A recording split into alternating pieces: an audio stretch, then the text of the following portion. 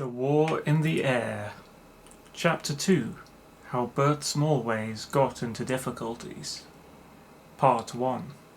It did not occur to either Tom or Bert Smallways that this remarkable aerial performance of Mr. Butteridge was likely to affect either of their lives in any special manner, that it would in any way single them out from the millions about them, and when they had witnessed it from the crest of Bun Hill, and seen the fly-like mechanism, its rotating planes a golden haze in the sunset, sink humming to the harbour of its shed again, they turned back towards the sunken greengrocery beneath the great iron standard of the London to Brighton monorail, and their minds reverted to the discussion that had engaged them before Mr. Butteridge's triumph had come in sight out of the London haze. It was a difficult and unsuccessful discussion. They had to carry it on in shouts because of the moaning and roaring of the gyroscopic motor cars that traversed the High Street, and in its nature it was contentious and private. The Grubb business was in difficulties, and Grubb, in a moment of financial eloquence, had given a half share in it to Bert, whose relations with his employer had been for some time unsalaried and pallish and informal. Bert was trying to impress Tom with the idea that the reconstructed Grubb and Smallways offered unprecedented and unparalleled opportunities to the judicious small investor. It was coming home to Bert, as though it were an entirely new fact, that Tom was singularly impervious to ideas. In the end, he put the financial issues on one side, and, making the thing entirely a matter of fraternal affection, succeeded in borrowing a sovereign on the security of his word of honour. The firm of Grubb and Smallways, formerly Grubb, had indeed been persistently unlucky in the last year or so. For many years the business had struggled along with a flavour of romantic insecurity in a small, dissolute-looking shop on the High Street, adorned with brilliantly coloured advertisements of cycles, a display of bells, trouser clips, oil cans, pump clips, frame cases, wallets, and other accessories, and the announcement of bicycles on hire, repairs, free inflation, petrol, and similar attractions. They were agents for several obscure makes of bicycle. 2 samples constituted the stock, and occasionally they effected a sale. They also repaired punctures and did their best, though luck was not always on their side, with any other repairing that was brought to them. They handled a line of cheap gramophones, and did a little with musical boxes. The staple of their business was, however, the letting of bicycles on hire. It was a singular trade, obeying no known commercial or economic principles. Indeed, no principles. There was a stock of ladies' and gentlemen's bicycles in a state of disrepair that passes description, and these, the hiring stock, were let to unexacting and reckless people, inexpert in the things of this world, at a nominal rate of 1 shilling for the first hour and 6pence per hour afterwards. But really there were no fixed prices, and insistent boys could get bicycles and the thrill of danger for an hour for so low a sum as 3pence, provided they could convince Grubb that that was all they had. The saddle and handlebar were then sketchily adjusted by Grubb, a deposit exacted, except in the case of familiar boys, the machine lubricated, and the adventurer started upon his career. Usually he or she came back, but at times, when the accident was serious, Bert or Grubb had to go out and fetch the machine home. Hire was always charged up to the hour of return to the shop and deducted from the deposit. It was rare that a bicycle started out from their hands in a state of pedantic efficiency. Romantic possibilities of accident lurked in the worn thread of the screw that adjusted the saddle, in the precarious pedals, in the loose-knit chain, in the handlebars, above all in the brakes and tyres. Tappings and clankings and strange rhythmic creakings awoke as the intrepid hirer pedalled out into the country. Then perhaps the bell would jam, or a brake fail to act upon the hill, or the seat pillow would get loose, and the saddle drop 3 or 4 inches with a disconcerting bump, or the loose and rattling chain would jump the cogs of the chain wheel as the machine ran downhill, and so bring the mechanism to an abrupt and disastrous stop, without the same time arresting the forward momentum of the rider. Or a tyre would bang, or sigh quietly, and give up the struggle and scrabble in the dust. When the hirer returned, a heated pedestrian, Grubb would ignore all verbal complaints and examine the machine gravely. "This ain't had fair usage," he used to begin. He became a mild embodiment of the spirit of reason. "You can't expect a bicycle to take you up in its arms and carry you," he used to say. "You got to show intelligence. After all, it's machinery." Sometimes the process of liquidating the consequent claims bordered on violence. It was always a very rhetorical and often a trying affair, but in these progressive times you have to make a noise to get a living. It was often hard work, but nevertheless this hiring was a fairly steady source of profit, until one day all the panes in the window and the door were broken, and the stock on sale in the window greatly damaged and disordered by 2 overcritical hirers with no sense of rhetorical irrelevance. They were big, coarse stokers from Gravesend. One was annoyed because his left pedal had come off, and the other because his tyre had become deflated. Small and indeed negligible accidents by Bun Hill standards, due entirely to the ungentle handling of the delicate machines entrusted to them. And they failed to see clearly how they put themselves in the wrong by this method of argument. It is a poor way of convincing a man that he has lent you a defective machine to throw his foot pump about his shop, and take his stock of gongs outside in order to return them through the window panes. It carried no real conviction to the minds of either Grubb or Bert. It only irritated and vexed them. One quarrel makes many, and this unpleasantness led to a violent dispute between Grubb and the landlord upon the moral aspects of and legal responsibility for the consequent reglazing. Matters came to a climax upon the eve of the Whitsuntide holiday. In the end, Grubb and Smallways were put to the expense of a strategic nocturnal removal to another position. It was a position they had long considered. It was a small, shed-like shop, with a plate-glass window and one room behind, just at the sharp bend in the road at the bottom of Bun Hill. And here they struggled along bravely, in spite of persistent annoyance from their former landlord, hoping for certain eventualities the peculiar situation of the shop seemed to promise. Here too they were doomed to disappointment. The high road from London to Brighton that ran through Bun Hill was like the British Empire or the British Constitution, a thing that had grown to its present importance. Unlike any other roads in Europe, the British high roads have never been subjected to any organised attempts to grade or straighten them out, and to that, no doubt, their peculiar picturesqueness is to be ascribed.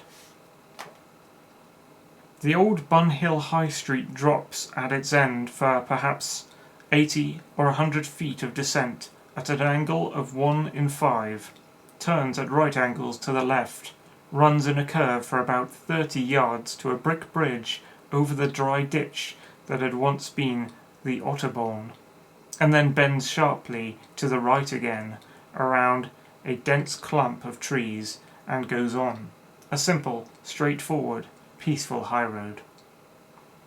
There had been 1 or 2 horse and van and bicycle accidents in the place before the shop Bert and Grub took was built, and, to be frank, it was the probability of others that attracted them to it. Its possibilities had come to them first with a humorous flavour. "Here's one of the places where a chap might get a living by keeping hens," said Grub. "You can't get a living by keeping hens," said Bert. "You'd keep the hen and have it spatchcocked," said Grub. "The motor chaps will pay for it." When they really came to take the place, they remembered this conversation. Hens, however, were out of the question. There was no place for a run unless they had it in the shop. It would have been obviously out of place there. The shop was much more modern than their former one, and had a plate glass front. "Sooner or later," said Bert, "we shall get a motor car through this." "That's all right," said Grub. "Compensation. I don't mind when that motor car comes along. I don't mind even if it gives me a shock to the system."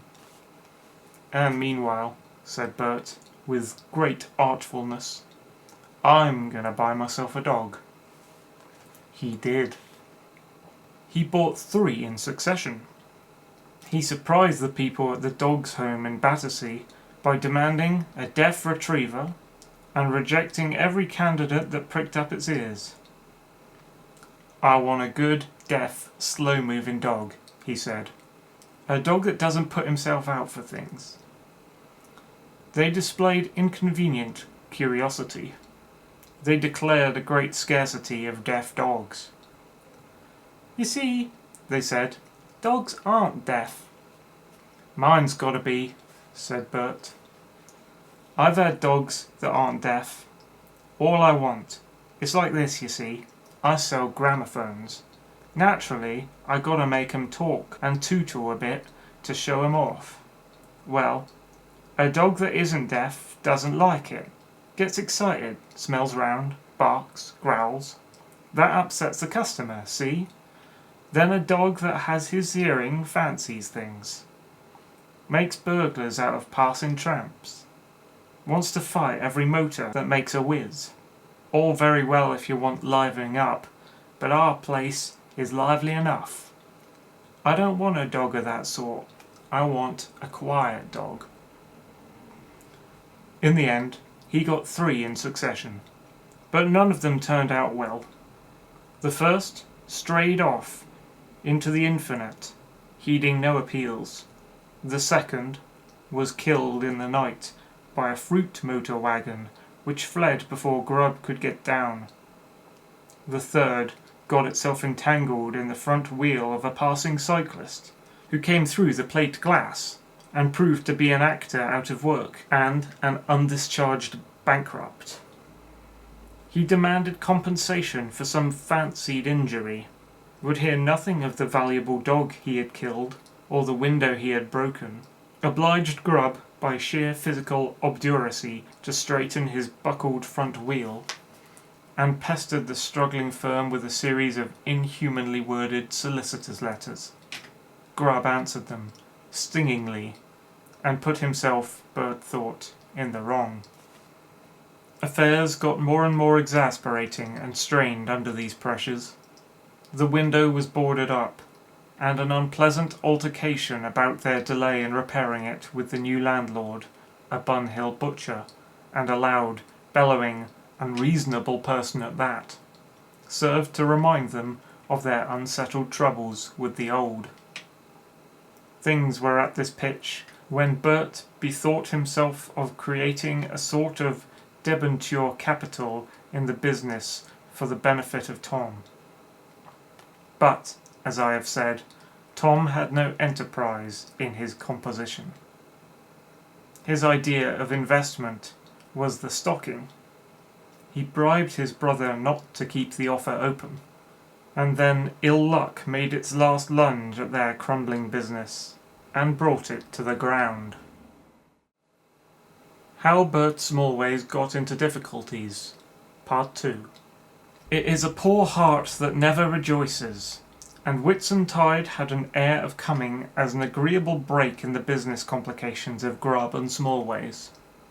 Encouraged by the practical outcome of Bert's negotiations with his brother, and by the fact that half the hiring stock was out from Saturday to Monday, they decided to ignore the residuum of hiring trade on Sunday and devote that day to much-needed relaxation and refreshment. To have, in fact, an unstinted good time, a Beano on Whit Sunday, and return invigorated to grapple with their difficulties and the bank holiday repairs on the Monday. No good thing was ever done by exhausted and dispirited men. It happened that they had made the acquaintance of two young ladies in employment in Clapham, Miss Flossie Bright and Miss Edna Bunthorne, and it was resolved therefore to make a cheerful little cyclist party of 4 into the heart of Kent, and to picnic and spend an indolent afternoon and evening among the trees and bracken between Ashford and Maidstone.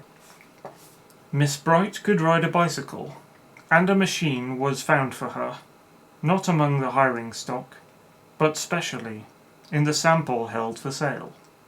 Miss Bunthorne, whom Bert particularly affected, could not ride, and so with some difficulty he hired a basket-work trailer from the big business of Ray's in the Clapham Road. To see our young men, brightly dressed and cigarettes alight, wheeling off to the rendezvous, Grubb guiding the lady's machine beside him with one skilful hand, and Bert chiffing steadily, was to realise how pluck may triumph even over insolvency. Their landlord, the butcher, said "Grrr" as they passed, and shouted "Go it!" in a loud, savage tone to their receding backs. Much they cared. The weather was fine, and though they were on their way southward before 9 o'clock, there was already a great multitude of holiday people abroad upon the roads. There were quantities of young men and women on bicycles and motor bicycles, and a majority of gyroscopic motor cars running bicycle fashion on 2 wheels, mingled with old-fashioned 4-wheeled traffic. Bank holiday times always bring out old stored-away vehicles and odd people. One saw tricars and electric broughams, and dilapidated old racing motors with huge pneumatic tyres. Once our holiday makers saw a horse and cart, and once a youth riding a black horse amidst the badinage of the passers-by. And there were several navigable gas airships, not to mention balloons, in the air. It was all immensely interesting and refreshing after the dark anxieties of the shop. Edna wore a brown straw hat with poppies that suited her admirably, and sat in the trailer like a queen, and the 8-year-old motor bicycle ran like a thing of yesterday. Little it seemed to matter to Mr. Bert Smallways that a newspaper placard proclaimed, "Germany denounces the Monroe Doctrine. Ambiguous attitude of Japan. What will Britain do? Is it war?" This sort of thing was always going on, and on holidays one discarded it as a matter of course. Weekdays, in the slack time after the midday meal, then perhaps one might worry about the Empire and international politics, but not on a sunny Sunday, with a pretty girl trailing behind one, and envious cyclists trying to race you. Nor did our young people attach any great importance to the fitting suggestions of military activity they glimpsed ever and again. Near Maidstone they came on a string of 11 motor guns of peculiar construction halted by the roadside, with a number of business-like engineers grouped about them, watching through field glasses some sort of entrenchment that was going on near the crest of the downs. It signified nothing to Bert. "What's up?" said Edna. "Oh, manoeuvres," said Bert. "Oh, I thought they did them at Easter," said Edna, and troubled no more. The last great British war, the Boer War, was over and forgotten, and the public had lost the fashion of expert military criticism. Our 4 young people picnicked cheerfully, and were happy in the manner of a happiness that was an ancient mode in Nineveh. Eyes were bright, Grub was funny and almost witty, and Bert achieved epigrams. The hedges were full of honeysuckle and dog roses. In the woods, the distant toot-toot-toot of the traffic on the dust-hazy high road might have been no more than the horns of Elfland. They laughed and gossiped and picked flowers and made love and talked, and the girls smoked cigarettes. Also, they scuffled playfully. Among other things, they talked aeronautics and how they would come for a picnic together in Bert's flying machine before 10 years were out. The world seemed full of amusing possibilities that afternoon.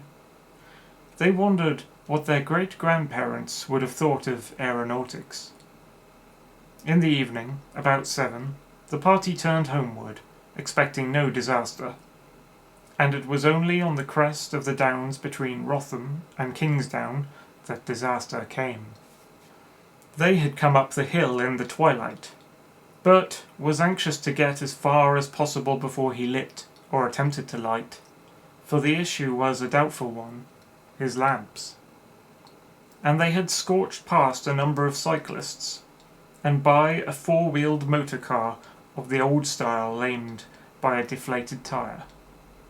Some dust had penetrated Bert's horn, and the result was a curious, amusing, wheezing sound that had got into his honk-honk. For the sake of merriment and glory, he was making this sound as much as possible, and Edna was in fits of laughter in the trailer. They made a sort of rushing cheerfulness along the road that affected their fellow travellers variously, according to their temperaments. She did notice a good lot of bluish, evil-smelling smoke coming from about the bearings between his feet, but she thought this was one of the natural concomitants of motor traction, and troubled no more about it, until, abruptly, it burst into a little, yellow-tipped flame. "Bert!" she screamed. But Bert had put on the brakes with such suddenness that she found herself involved with his leg as he dismounted. She got to the side of the road and hastily readjusted her hat, which had suffered.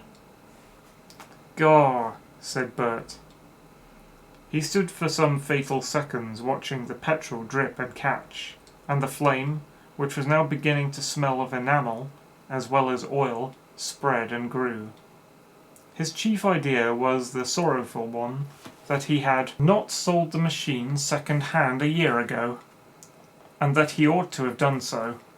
A good idea in its way, but not immediately helpful. He turned upon Edna sharply. "Get a lot of wet sand," he said. Then he wheeled the machine a little towards the side of the roadway and laid it down and looked about for a supply of wet sand. The flames received this as a helpful attention and made the most of it. They seemed to brighten and the twilight to deepen about them. The road was a flinty road in the chalk country, and ill provided with sand. Edna accosted a short, fat cyclist. "We want wet sand," she said, and added, "Our motor's on fire." The short, fat cyclist stared blankly for a moment, then with a helpful cry began to scrabble in the road grit. Whereupon Bert and Edna also scrabbled in the road grit. Other cyclists arrived, dismounted, and stood about, and their flame-lit faces expressed satisfaction, interest, curiosity. "Wet sand," said the short, fat man, scrabbling terribly. "Wet sand." One joined him, They threw hard-earned handfuls of road grit upon the flames, which accepted them with enthusiasm. Grubb arrived, riding hard. He was shouting something. He sprang off and threw his bicycle into the hedge. "Don't throw water on it," he said. "Don't throw water on it." He displayed commanding presence of mind. He became captain of the occasion. Others were glad to repeat the things he said and imitate his actions. "Don't throw water on it," they cried. Also, there was no water. "Beat it out, you fools," he said. He seized a rug from the trailer. It was an Austrian blanket and Bert's winter coverlet, and began to beat at the burning petrol. For a wonderful minute he seemed to succeed. Then he scattered burning pools of petrol on the road, and others, fired by his enthusiasm, imitated his action. Bert caught up a trailer cushion and began to beat. There was another cushion and a tablecloth, and these also were seized. A young hero pulled off his jacket and joined the beating. For a moment there was less talking than hard breathing, and a tremendous flapping. Flossie, arriving on the outskirts of the crowd, cried, "Oh my God!" and burst loudly into tears. "Help!" she said, and "Fire!" The lame motor car arrived and stopped in consternation. A tall, goggled, grey-haired man who was driving inquired with an Oxford intonation and a clear, careful enunciation, "Can we help at all?" It became manifest that the rug, the tablecloth, the cushions, the jacket were getting smeared with petrol and burning. The soul seemed to go out of the cushion Bert was swaying, and the air was full of feathers, like a snowstorm in the still twilight. Bert had got very dusty and sweaty and strenuous. It seemed to him his weapon had been wrested from him at the moment of victory. The fire lay like a dying thing, close to the ground, and wicked. It gave a leap of anguish at every whack of the beaters. But now Grubb had gone off to stamp out the burning blanket, and others were slacking just at the moment of victory. One was running to the motor car. "Here!" cried Bert. "Keep on!" He flung the deflated burning rags of cushion aside, whipped off his jacket, and sprang at the flames with a shout. He stamped into the ruin until flames ran up his boots. Edna saw him, a red-lit hero, and thought it was good to be a man. A bystander was hit by a hot halfpenny flying out of the air. Then Bert thought of the papers in his pockets and staggered back, trying to extinguish his burning jacket, checked, repulsed, dismayed.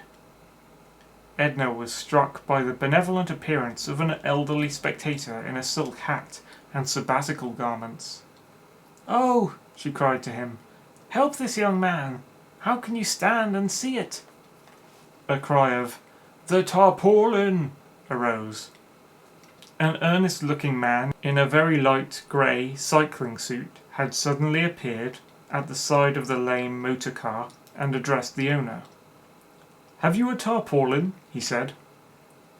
"Yes," said the gentlemanly man. "Yes, we've got a tarpaulin." "That's it," said the earnest-looking man, suddenly shouting. "Let's have it, quick!"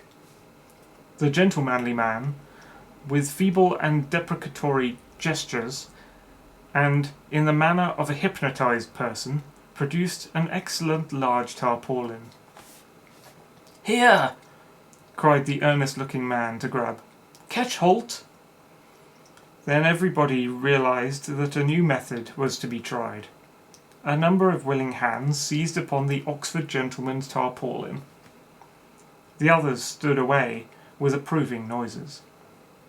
The tarpaulin was held over the burning bicycle like a canopy, and then smothered down upon it. "We ought to have done this before," panted Grubb. There was a moment of triumph. The flames vanished. Everyone who could contrive to do so touched the edge of the tarpaulin. Bert held down the corner with 2 hands and a foot. The tarpaulin bulged up in the centre, seemed to be suppressing triumphant exultation. Then its self-approval became too much for it. It burst into a bright red smile in the centre. It was exactly like the opening of a mouth. It laughed with a gust of flames. They were reflected redly in the observant goggles of the gentleman who owned the tarpaulin. Everybody recoiled. "Save the trailer!" cried someone. And that was the last round in the battle. But the trailer could not be detached. Its wickerwork had caught, and it was the last thing to burn. A sort of hush fell upon the gathering. The petrol burnt low. The wickerwork trailer banged and crackled. The crowd divided itself into an outer circle of critics, advisors, and secondary characters who had played undistinguished parts or no parts at all in the affair, and a central group of heated and distressed principals. A young man with an inquiring mind and a considerable knowledge of motor bicycles fixed on to Grubb and wanted to argue that the thing could not have happened.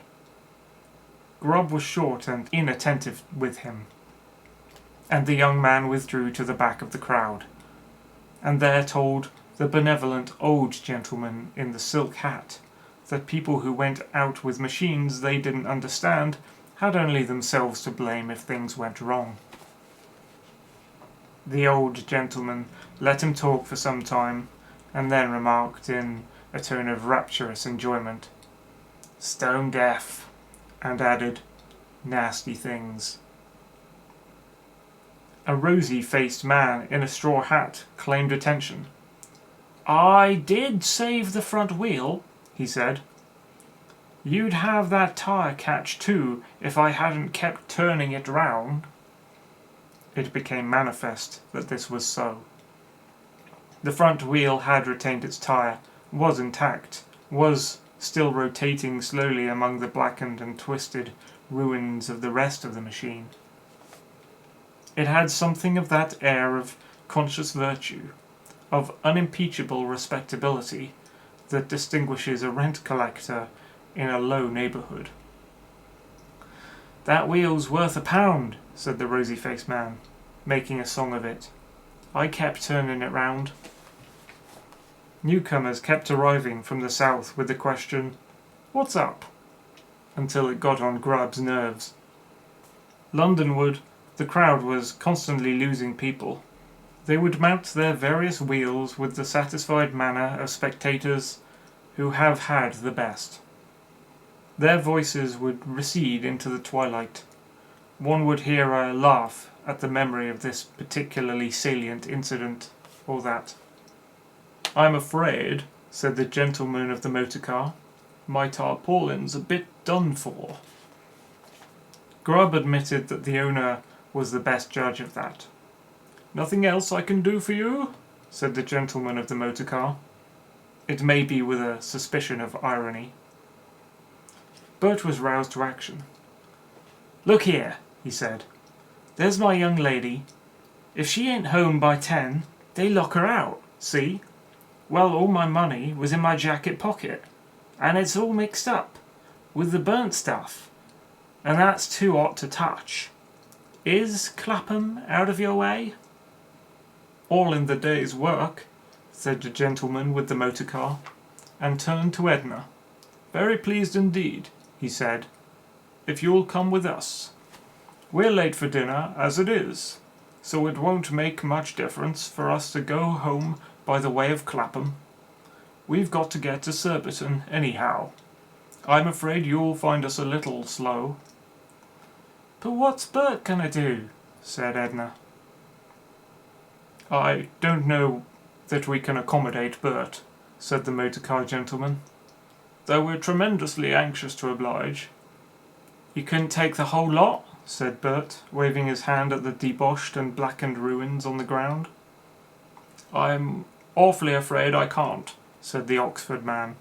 "Awfully sorry, you know." "Then I'll have to stick here for a bit," said Bert. I got to see the thing through. You go on, Edna. Don't like leaving you, Bert. You can't help it, Edna. The last Edna saw of Bert was his figure in charred and blackened shirt sleeves standing in the dusk. He was musing deeply by the mixed ironwork and ashes of his vanished motor bicycle, a melancholy figure. His retinue of spectators had shrunk now to half a dozen figures. Flossie and Grubb were preparing to follow her desertion. "Cheer up, old Bert," cried Edna, with artificial cheerfulness. "So long." "So long, Edna," said Bert. "See you tomorrow." "See you tomorrow," said Bert, though he was destined, as a matter of fact, to see much of the habitable globe before he saw her again. Bert began to light matches from a borrowed boxful, and search for a half-crown that still eluded him among the charred remains. His face was grave and melancholy. "I wish this hadn't happened," said Flossie, riding on with Grubb.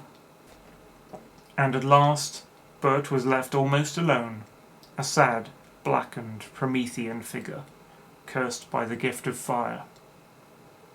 He had entertained vague ideas of hiring a cart, of achieving miraculous repairs, of still snatching some residual value from his one chief possession. Now, in the darkening night, he perceived the vanity of such intentions. Truth came to him bleakly, and laid her chill conviction upon him. He took hold of the handlebar, stood the thing up, tried to push it forward. The tireless hind wheel was jammed hopelessly, even as he feared. For a moment or so he stood upholding his machine, a motionless despair. Then, with a great effort, he thrust the ruins from him into the ditch, kicked it once, regarded it for a moment, and turned his face resolutely Londonward. He did not once look back. "That's the end of that game," said Bert. "No more toof-toof-toof for Bert Smallways for a year or two. Goodbye holidays. Oh, I ought to have sold the blasted thing when I had the chance 3 years ago." How Bert Smallways got into difficulties. Part 3. The next morning found the firm of Grubb and Smallways in a state of profound despondency. It seemed a small matter to them that the newspaper and cigarette shop opposite displayed such placards as this: "Reported American ultimatum. Britain must fight. Our infatuated War Office still refuses to listen to Mr. Butteridge. Great monorail disaster at Timbuktu." Or this: "War a question of hours. New York calm. Excitement in Berlin." Or again: "Washington still silent. What will Paris do? The panic on the Bourse. The King's garden party to the masked Tuaregs. Mr. Butteridge makes an offer. Latest betting from Tehran." Or this: "Will America fight? Anti-German riot in Baghdad. The municipal scandals at Damascus. Mr. Butteridge's invention for America." Bert stared at these over the card of pump clips in the pane in the door with unseeing eyes. He wore a blackened flannel shirt, and the jacketless ruins of the holiday suit of yesterday. The boarded-up shop was dark and depressing beyond words. The few scandalous hiring machines had never looked so hopelessly disreputable. He thought of their fellows who were "out," and of the approaching disputations of the afternoon. He thought of their new landlord, and of their old landlord, and of bills and claims. Life presented itself for the first time as a hopeless fight against fate. "Ah, Grubb, old man," he said, distilling the quintessence. I'm fair sick of this shop. So am I, said Grubb. I'm out of conceit with it. I don't seem to care ever to speak to a customer again. There's a trailer, said Grubb, after a pause. Blow the Trailer, said Bert. Anyway, I didn't leave a deposit on it. I didn't do that. Still. He turned round on his friend. Look here, he said. We ain't getting on here. We've been losing money hand over fist. We got things tied up in 50 knots. Well, what can we do? said Grubb. Clear out. Sell what we can for what it will fetch, and quit. See? It's no good hanging on to a losing concern. No sort of good. Just foolishness. That's all right, said Grubb. That's all right, but it ain't your capital been sunk in it. No need for us to sink after our capital, said Bert, ignoring the point. I'm not going to be held responsible for that trailer anyhow. That ain't my affair. Nobody asked to make it your affair.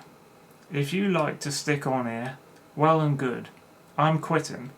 I'll see bank holiday through, and then I'm off. See? Leaving me? Leaving you, if you must be left. Grubb looked round the shop. It certainly had become distasteful. Once upon a time it had been bright with hope and new beginnings and stock and the prospect of credit. Now it was a failure and dust. Very likely the landlord would be round presently to go on with the row about the window. Where do you think of going, Bert? Grubb asked. Bert turned round and regarded him. I've thought it out as I was walking home, and in bed. I couldn't sleep a wink. What did you think out? Plans. What plans? Oh, you're for sticking here. Not if anything better was to offer. It's only an idea, said Bert. Let's hear it. You made the girls laugh yesterday, that song you sang. Seems a long time ago now, said Grubb. And old Edna nearly cried over that bit of mine. She got a fly in her eye, said Grubb. I saw it. But what's this got to do with your plan? No end, said Bert. How? Don't you see? Not singing in the streets. Streets, no fear. But how about the tour of the watering places of England, Grubb? Singing. Young men of family doing it for a lark. You ain't got a bad voice, you know, and mine's all right. I never see a chap singing on the beach yet that I couldn't have sung into a cocked hat. And we both know how to put on the toff a bit, eh? Well, that's my idea. Me and you, Grubb, with a refined song and a breakdown. Like we was for foolery yesterday. That was what put it into my head. Easy make up a programme, easy. 6 choice items, and 1 or 2 for encores and patter. I'm all right for the patter anyhow. Grubb remained regarding his darkened and disheartened shop. He thought of his former landlord and his present landlord, and of the general disgustingness of business in an age which re-echoes to the bitter cry of the middle class. And then it seemed to him that afar off he heard the twankle-twankle of a banjo and the voice of a stranded siren singing. He had a sense of hot sunshine upon sand, of the children of at least transiently opulent holiday-makers in a circle round about him, of the whisper, "They are really gentlemen." And then dollop, dollop, came the coppers in the hat, sometimes even silver.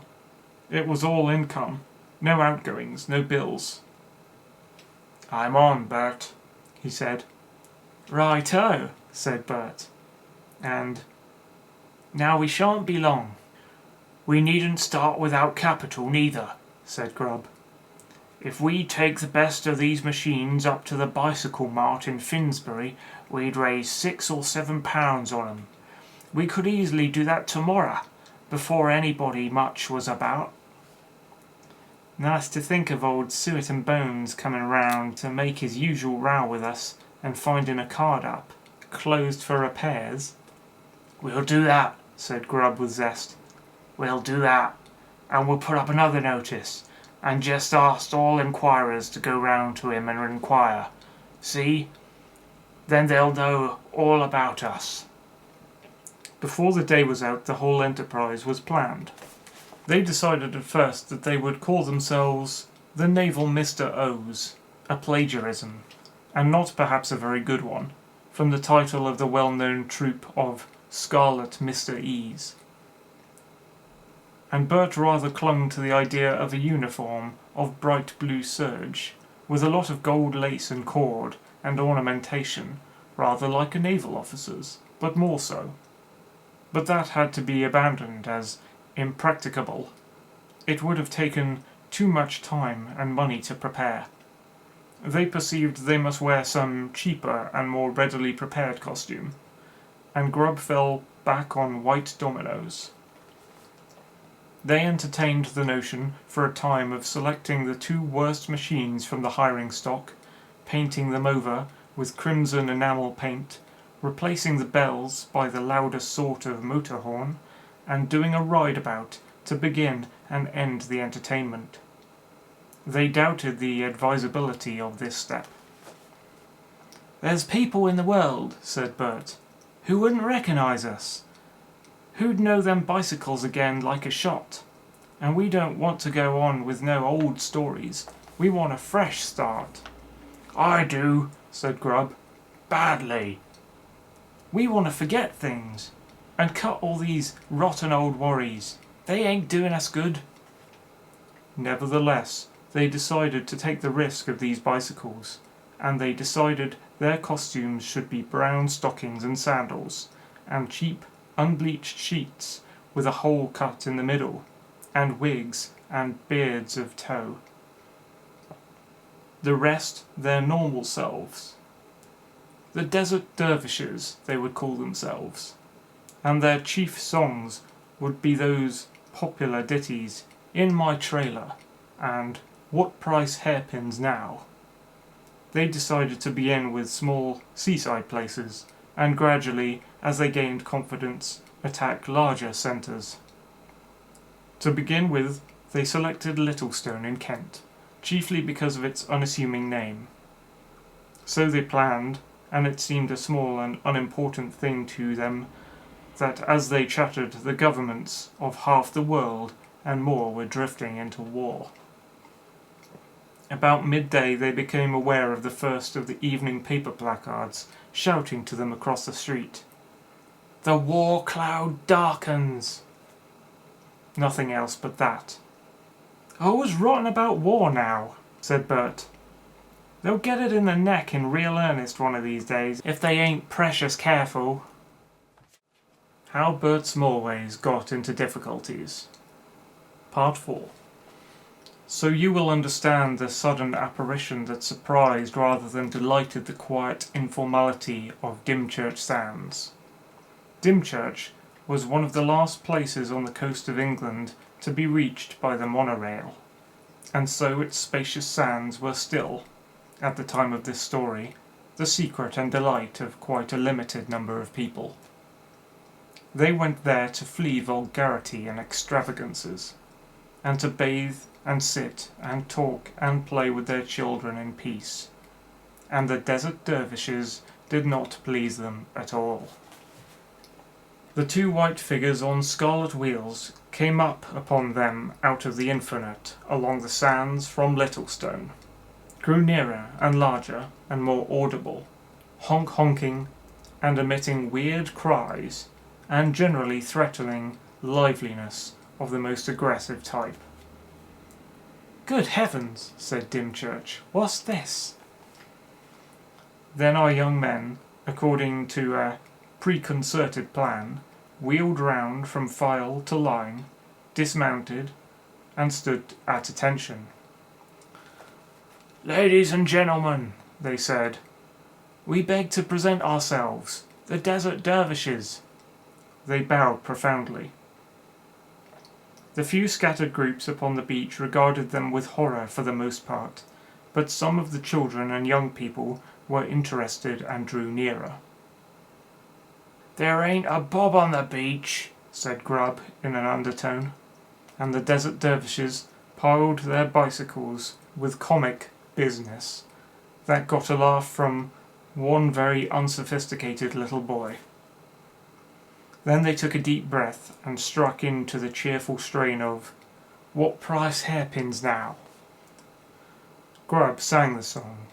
Bert did his best to make the chorus a rousing one, and at the end of each verse they danced certain steps, skirts in hand, that they had carefully rehearsed. Ting-a-ling-a-ting, a-ling-a-ting, a-ling-a-tang, what price hairpins now?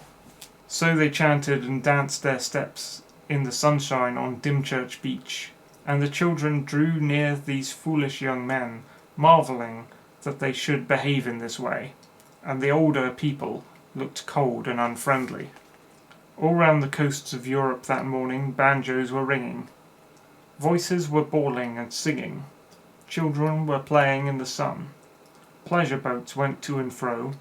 The common, abundant life of the time, unsuspicious of all the dangers that gathered darkly against it, flowed on its cheerful, aimless way. In the cities men fussed about their businesses and engagements. The newspaper placards that had cried "Wolf" so often cried "Wolf," now in vain. How Bert Smallways Got into Difficulties, Part 5. Now as Bert and Grubb bawled their chorus for a third time, they became aware of a very big, golden-brown balloon low in the sky to the northwest, and coming rapidly towards them. "Just as we were getting hold of 'em," muttered Grubb, "up comes a counter-attraction. Go it, Bert." Ting-a-ling-a-ting, a-ling-a-ting, a-ling-a-tang, what price hairpins now? The balloon rose and fell, went out of sight. "Landed, thank goodness," said Grubb, reappeared with a leap. "Eng," said Grubb. "Step it, Bert, or they'll see it." They finished their dance, and then stood frankly staring. "There's something wrong with that balloon," said Bert. Everybody now was looking at the balloon, drawing rapidly nearer before a brisk northwesterly breeze. The song and dance were a dead frost. Nobody thought any more about it. Even Bert and Grubb forgot it, and ignored the next item on the programme altogether. The balloon was humping as though its occupants were trying to land. It would approach, sinking slowly, touch the ground, and instantly jump 50 feet or so in the air, and immediately begin to fall again. Its car touched a clump of trees, and the black figure that had been struggling in the ropes fell back, or jumped back into the car. In another moment it was quite close. It seemed a huge affair, as big as a house, and it floated down swiftly towards the sands. A long rope trailed behind it, and enormous shouts came from the man in the car. He seemed to be taking off his clothes. Then his head came over the side of the car. "Catch hold of the rope," they heard quite plain. "Salvage, Bert," cried Grubb, and started to head off the rope. Bert followed him, and collided, without upsetting, with a fisherman bent upon a similar errand. A woman carrying a baby in her arms, two small boys with toy spades, and a stout gentleman in flannels all got to the trailing rope at about the same time, and began to dance over it in their attempts to secure it. Bert came up to this wriggling, elusive serpent, and got his foot on it, went down on all fours, and achieved a grip. In half a dozen seconds, the whole diffused population of the beach had, as it were, crystallized on the rope, and was pulling against the balloon under the vehement and stimulating directions of the man in the car. "Pull, I tell you," said the man in the car. "Pull!" For a second or so, the balloon obeyed its momentum and the wind, and tugged its human anchor seaward. It dropped, touched the water, and made a flat silvery splash, and recoiled as one's finger recoils when one touches anything hot. "Pull her in," said the man in the car.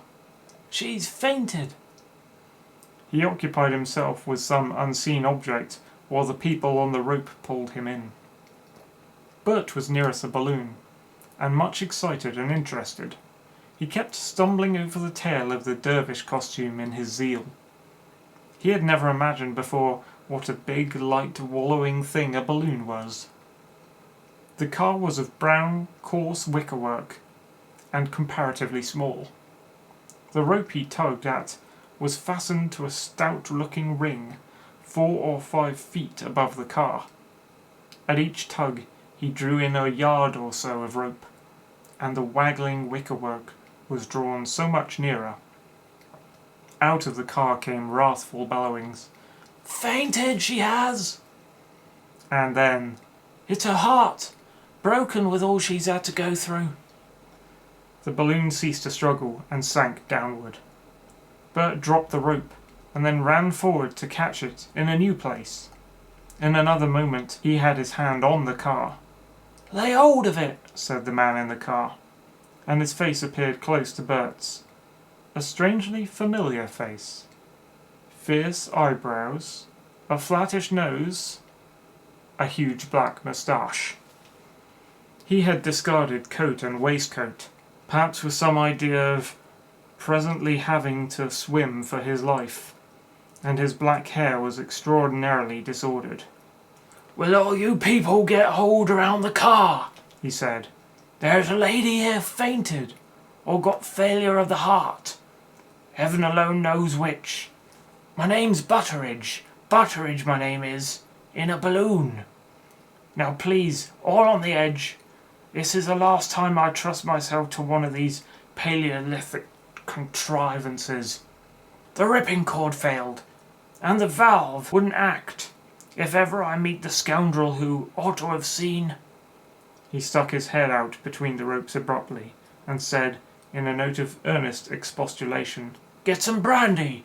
Some neat brandy!" Someone went up the beach for it. In the car, sprawling upon a sort of bed bench, in an altitude of elaborate self-abandonment, was a large blonde lady, wearing a fur coat and a big floriferous hat. Her head lolled back against the padded corner of the car, and her eyes were shut, and her mouth open. "Me dear," said Mr. Butteridge, in a common, loud voice, "we're safe." She gave no sign. "Me dear," said Mr. Butteridge, in a greatly intensified, loud voice, "we're safe." She was still quite impassive. Then Mr. Butteridge showed the fiery core of his soul. "If she is dead," he said, slowly lifting a fist towards the balloon above him, and speaking in an immense, tremulous bellow, "if she is dead, I will rend the heavens like a garment. I must get her out," he cried, his nostrils dilated with emotion. "I must get her out. I cannot have her die in a wickerwork basket 9 feet square. She, who was made for kings' palaces. Keep hold of this car. Is there a strong man among ye to take her if I hand her out?" He swept the lady together by a powerful movement of his arms, and lifted her. "Keep the car from jumping," he said to those who clustered about him. "Keep your weight on it. She is no light woman, and when she is out of it, it will be relieved." Bert leapt lightly into a sitting position on the edge of the car. The others took a firmer grip upon the ropes and ring. "Are you ready?" said Mr. Butteridge. He stood upon the bed bench and lifted the lady carefully. Then he sat down on the wicker edge opposite to Bert and put one leg over to dangle outside. A rope or so seemed to incommode him. "Will someone assist me?" he said.